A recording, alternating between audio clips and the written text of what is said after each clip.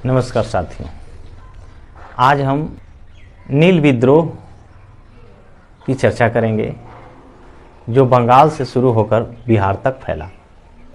Europe खास करके Britain में औद्योगिकरण के दौरान कपड़ा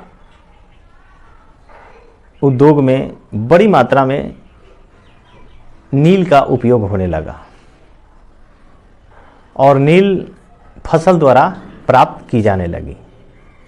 1788 ईस्वी तक बंगाल का जो नील था वह यूरोपीय बाज़ारों में 30% का हिस्सा था, जबकि 1810 तक यह 95% हो गया और इस कारोबार में लगे लोगों को काफ़ी मुनाफा हो रहा था।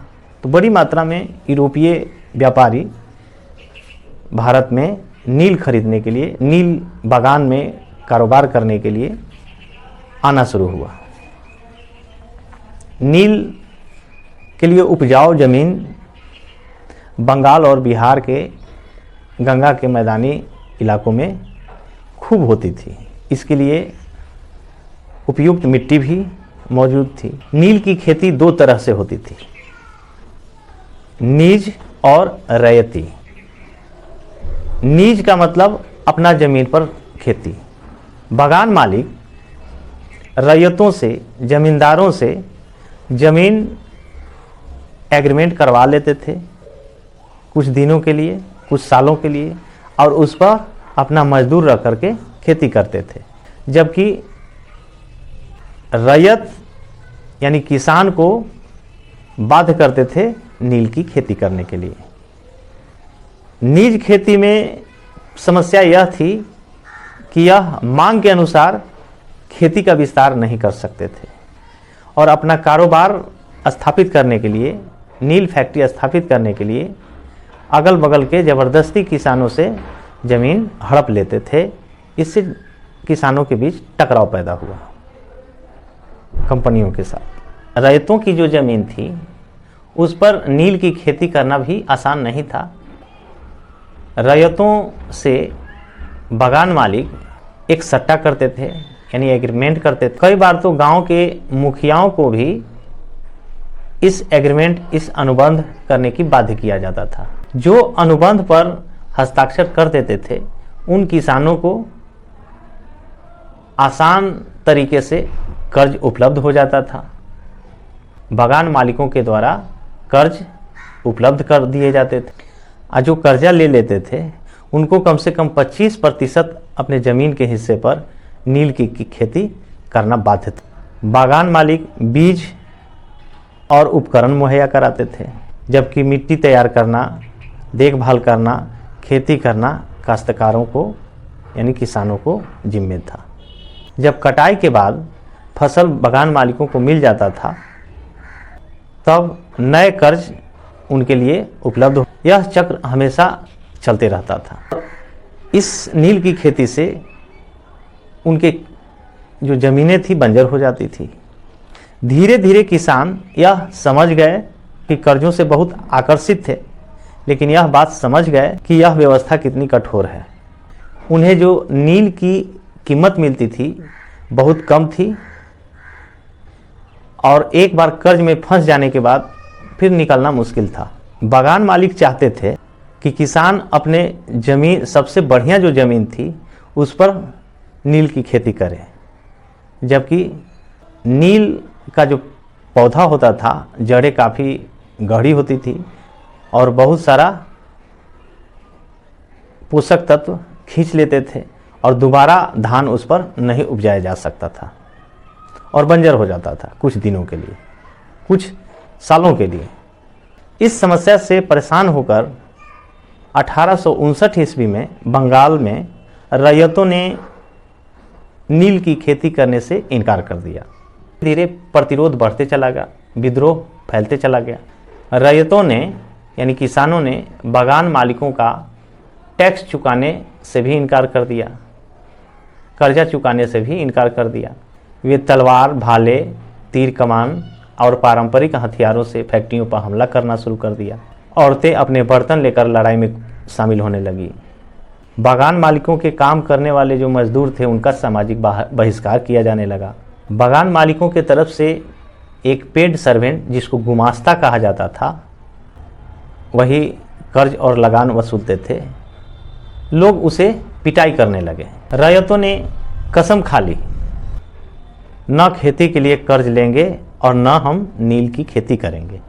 बागान मालिकों का जो लठैत थे, लाठीधारी सैनिक, उसे लड़ेंगे। नील के किसान चुपचाप बैठने वाले नहीं थे।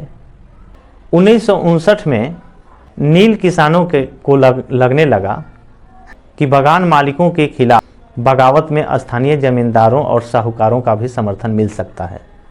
कई स्थानों पर तो रैयतों को उकसाने के लिए स्थानीय जमींदार गांव-गांव घूमने लगे बागान मालिकों के खिलाफ। जमींदार इस बात से परेशान थे कि बागान मालिकों की ताकत बढ़ने लगी थी और धीरे धीरे उनकी ज़मीनें बागान मालिकों द्वारा हड़पी जा रही है और लंबे समय के लिए ज़मीन ले ली जाती। नील के किसानों को यह लगने लगा कि अंग्रेजी सरकार भी किसानों की साथ देगी। लेकिन 1857 के बगावत के बाद, सिपाही विद्रोह के बाद, ब्रिटिश सरकार एक और व्यापक विद्रोह के खतरे से डरी हुई थी कि खेती वाले जिलों में एक और बगावत की खबर फैली तो लेफ्टिनेंट गवर्नर ने 1859 के सर्दियों में उन क्षेत्रों का दौरा किया। रैयतों को लगा कि सरकार हमारी दुर्दशा से परेशान है। साथ में मजिस्ट्रेट हेस्ले ने एक नोटिस जारी किया। कहा गया कि रैयतों को जबरन अनुबंध करने के लिए बाध्य नहीं किया जा सकता है, जबरन खेती करने के लिए बाध्य नहीं किया जा सकता है। रैयतों के नील के अनुबंध मानने के लिए मजबूर नहीं किया जाएगा। इस नोटिस के आधार पर लोगों में यह खबर फैली कि रानी विक्टोरिया ने नील की खेती न करने का हुक्म दे दिया है। ईडन किसानों को शांत करने की कोशिश करने लगे और विस्फोटक स्थितियों को नियंत्रण में करने की कोशिश करने लगे। उसकी इस कार्रवाई को किसानों ने अपना समर्थन मान लिया। जैसे जैसे विद्रोह है, कलकत्ता में पढ़े लिखे लोग भी नील जिलों की ओर चल पड़े। रैयतों की दुर्दशा, बागान मालिकों की जोर जबरदस्ती और अत्याचारी नील व्यवस्था के बारे में लिखना शुरू किया। इस बगावत से परेशान होकर बागान मालिकों ने सरकार के तरफ से सेना की मांग की और उनको सुरक्षा के लिए सेना उपलब्ध कराई गई। नील उत्पादन व्यवस्था को जांचने के लिए एक नील जांच आयोग का भी गठन किया गया। इस आयोग ने बागान मालिकों को दोषी पाया गया और उसकी आलोचना की। ने यह कहा कि नील की खेती रैयतों के लिए फायदेमंद नहीं है और जोर जबरदस्ती से नील की खेती नहीं करवाई जा सकती है। आयोग ने रैयतों को कहा मौजूदा अनुबंधों को पूरा करें, आगे से वे नील की खेती तो चाहे तो बंद कर सकते हैं। इस बगावत के बाद बागानों में नील का उत्पादन धराशायी हो गया। इसके बाद बागान मालिकों ने बिहार की ओर पलायन करने लगे और बिहार के चंपारण के क्षेत्रों में जो कि वहाँ भी उपजाऊ जमीन थी, वही सिस्टम से नील की खेती करने के लिए बाध्य किया जाने लगा। चंपारण में तो 3 कठिया प्रणाली लागू कर दिया था। 3 कठिया प्रणाली का मतलब 1 बीघा में 3 कट्ठा नील की खेती करना है, ये बाध्यता थी। मान लीजिए किसी को 10 बीघा ज़मीन है तो 10 या 30 यानी 1.5 बीघा ज़मीन पर नील की खेती करना है, जबकि वह 1.5 बीघा ज़मीन बंजर हो जाती थी नील की खेती करने के बाद। तो इस तरह से हर साल 1.5 बीघा उनका ज़मीन बंजर होते जा रहा था। इससे परेशान होकर के वहाँ के एक किसान नेता रामचंद्र शुक्ल ने कानपुर के कांग्रेस अधिवेशन में गांधी जी से यह विनती की और समस्या से अवगत करवाया और गांधी जी को आने के लिए आग्रह किया। गांधी जी आए और चंपारण सत्याग्रह शुरू हुआ और अंततः सरकार किसानों की मांग और समस्या को सुनने के लिए बाध्य हुआ और जबरन नील की खेती करना बंद किया गया। यह नील विद्रोह के नाम से जाना जाता है। धन्यवाद।